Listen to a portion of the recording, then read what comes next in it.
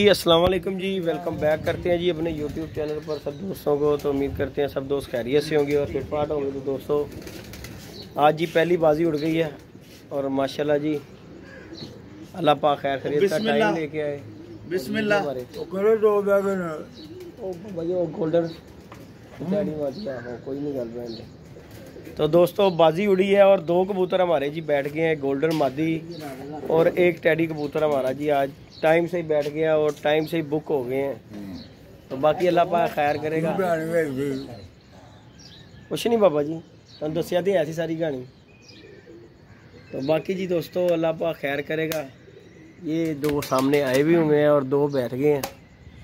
आज पहली बाजी है तो इंशाल्लाह अल्लाह पाक खैर करता है।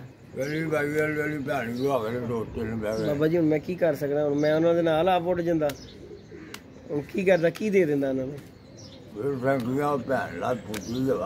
सैंकिया दे के फिर की होना सी, अगले घर चले जाने सी। बैग नहीं है चंगा नहीं है। टेंशन नोट है अगला दिन साडा हुन आज दा दिन साडा सी बाबा जी। पहला दिन जेदी साहब दा सी, अगला दिन जट साहब दा। साडी कमिटमेंट होई सी। इन्हें राती मैनू कहा कि जट साहब इंज नहीं करना है। मैं कहा इंज नहीं बनाना उन्होंने। ए इन्हां नू दसिया सी, इन्हां ने कहा कोई गल नहीं। हुण मंगल वाले दिन इन्हां ने नहीं बोलना। नहीं असीं क्यों बोलना बाबा जी। अल्लाह खैर करेगा दूजी फड़क च। मैं की करदा बाबा जी। गोल्डन बीमार थी, उन्हें की गुआ देंदा उन्हें। कोई मसला नहीं बाबा जी, अगली बाजी उड़ जाएगी फिर किहड़ी गल मुक गई है। नाले ए की गल है हुणे मुकाती तुसी बाजी दो बहन नाल मुक गई। इधर देखो बाजी कौन जीतता है किन्नी बोला जी, दो बहन वाली बाजी मुक गई। पूरा दिन पिया ले कबूतर फिर रहे ने बाबा जी फिर किहड़ी गल है। मैं ते ਤੁਹਾਡੇ कलर नाल दा एक कबूतर छड्या मैं। हां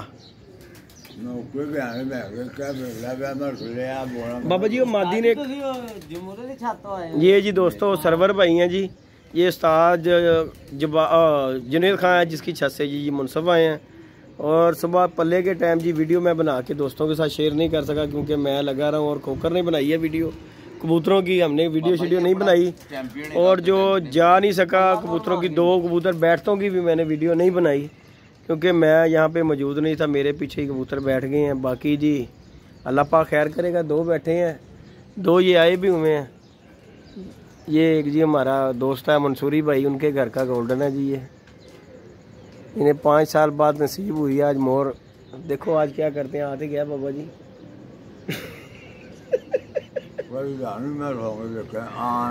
सारी रात बाबा जी असीं जागते रहे हैं। सारी रात बैठे रहे हैं, सारी रात बैठे रहे हैं। बाकी जी दोस्तों ये जी ਅਸੀਂ ਦੋਨੋਂ ਉੱਤੇ ਹੋਵਾਂਗੇ, ਬਾਕੀ ਤਾਲਾ ਅੰਦਰੋਂ ਬਾਹਰ। ਹੈਲੋ ਕਿਸੇ ਨੂੰ ਇੰਟਰਸਟ ਨਹੀਂ, ਦਖਲਅੰਦਾਜ਼ੀ ਵਾਲੀ ਜ਼ਰੂਰਤ ਹੀ ਕੋਈ। ਚਲੋ ਅਸੀਂ ਤੁਹਾਨੂੰ ਕੀ ਕਿਹਾ, ਤੁਸੀਂ ਦਖਲਅੰਦਾਜ਼ੀ ਅਸੀਂ ਕਿ ਅੱਗੇ ਕੀ ਦਿੱਤੀ ਬਾਬਾ ਜੀ। ਸਾਡਾ ਇਹ ਤੇ ਫਰਜ਼ ਬਣਦਾ ਅਸੀਂ ਬਚਾ ਲੈਣਾ ਜ਼ਰੂਰ, ਅਸੀਂ ਗਵਾਣਾ ਇਹਨੂੰ। ਮੈਂ ਐਵੇਂ ਗਵਾ ਦਿਓ। परसों भी इन्होंने कौन उंगल दे के डाना तो अभी क्यों नहीं झेल लिए। अज का दिन इन्होंने डा लिया पर ठीक है, एक दिन देती माफ़ी। चलो जी शुरू हो गई जरूरत आगे ताला मारनी। मौसम कैसा है बाबा जी? मौसम पूरा चिल, मौसम भी मज़ेदार है लेकिन देख